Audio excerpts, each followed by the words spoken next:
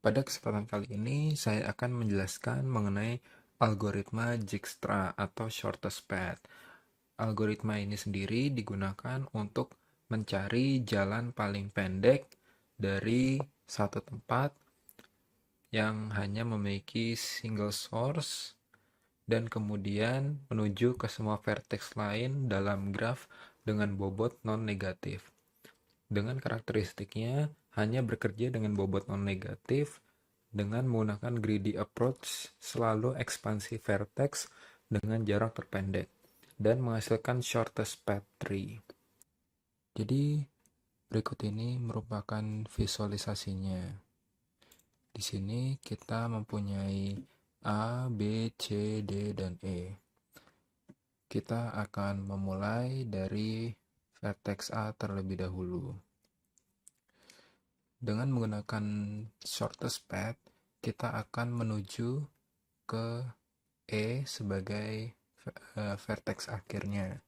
Dan di sini kita akan mencoba untuk melewati semua vertex tanpa berasal dari satu vertex yang sama. Jadi pertama kita akan membandingkan dari A dengan B dan A dengan C.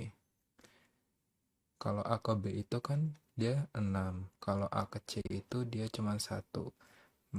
Berartinya kita akan melewati C terlebih dahulu.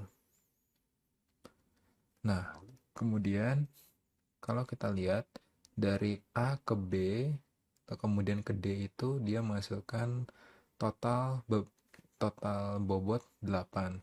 Tetapi kalau dari A, C ke D hanya menghasilkan 4. Berarti kita bisa masih lanjut menuju ke D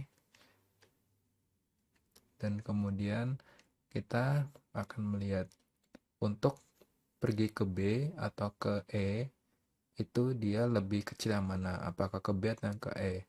Di sini kita punya 2 untuk ke B dan 4 untuk ke E. Berarti kita akan menuju B terlebih dahulu. Nah, karena hanya sisa 1 dan kita tidak bisa kembali ke A, maka kita akan langsung mengambil jalan menuju E, yaitu bobotnya 5. Jadi sehingga kita menggunakan jalur A, kemudian C, kemudian B, kemudian D, dan yang terakhir E. Maaf. Dari A ke C, ke D, ke B, dan yang terakhir ke E. Dengan bobotnya itu 1 ditambah 3 ditambah 2 ditambah 5.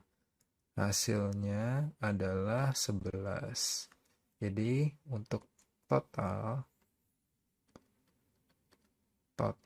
bobot itu adalah 11.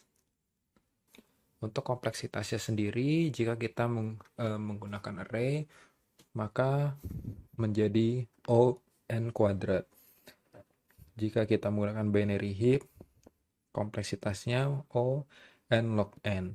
Dan jika kita menggunakan Fibonacci heap, menjadi O n ditambah n log n.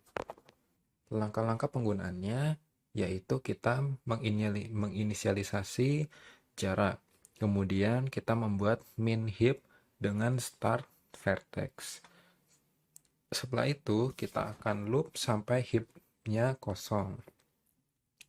Kita pop atau kita delete vertex dengan jarak terkecil. Jika belum kita lewati, maka kita akan tandai sebagai sudah kita lewati. Dan untuk setiap tetangga akan kita hitung jarak baru dengan jarak yang sekarang ditambah edge weight atau jarak yang diperlukan untuk menuju ke situ. Kemudian jika jarak yang baru itu kurang dari jarak yang sekarang, maka kita update. Kemudian kita kembalikan jarak dan vertex sebelumnya. Oke, baik. Jadi di sini kita punya soal kita akan mencoba mencari jalan terpendek dari kota A menuju ke kota F. Kita akan startnya dari A sini. Oke, jadi di sini kita akan menggunakan priority queue untuk memudahkan kita mencari jaraknya. Jadi, kita akan menandai, karena kita mulai dari A, kita akan menandai bahwa A sudah kita kunjungi. Nah, dari A sini kita bisa tahu akan ada dua jalan, yaitu kita ambil yang paling kecil terlebih dahulu, yaitu ada C2, kemudian ada B4. Nah, dari hal ini kita bisa lihat bahwa C2 itu lebih pendek, maka kita akan kunjungi C terlebih dahulu. Sehingga ini menjadi karena priority queue yaitu dia last in first out, maka C akan keluar dan akan menyisakan B dalam queue. Kemudian karena kita sekarang ada di C, kita akan mencoba melihat dari C ke D itu totalnya menjadi 10 karena 2 ditambah dengan 8. Sehingga kita akan tulis ulang dahulu B4 kemudian C. Nah, kalau untuk C ke E itu dia totalnya 8, ternyata lebih sedikit. Jadinya kita akan memasukkan E terlebih dahulu, kemudian baru D 10. Jadi E8 total dari 2 ditambah 6. Nah, ini 2 ditambah dengan 6. Ini menghasilkan 8. Kalau ini untuk yang ke E. Kalau kita mau ke D, maka kita harus nambah dengan 8. Kemudian yang B, maka di sini B-nya akan keluar terlebih dahulu sehingga menyisakan E8 dan D10. Kita akan menandai bahwa B telah dikunjungi. Kemudian kita akan lanjut E, karena kita mengetahui bahwa E memiliki jarak yang lebih dekat, kita akan menandai E ini. Kemudian dari sini kita akan mengeluarkan E lagi sehingga menyisakan D10. Nah, untuk F-nya ini kita harus menambahkan 2 ditambah 6 adalah 8. 8 ditambah 4 adalah 12. Berarti kita akan tulis 12.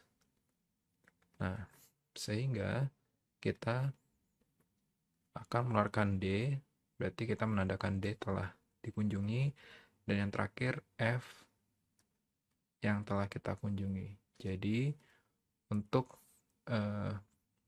mendapatkan jarak tercepat, yaitu adalah dengan menggunakan jalan dari A menuju ke C, menuju ke E, kemudian menuju ke F.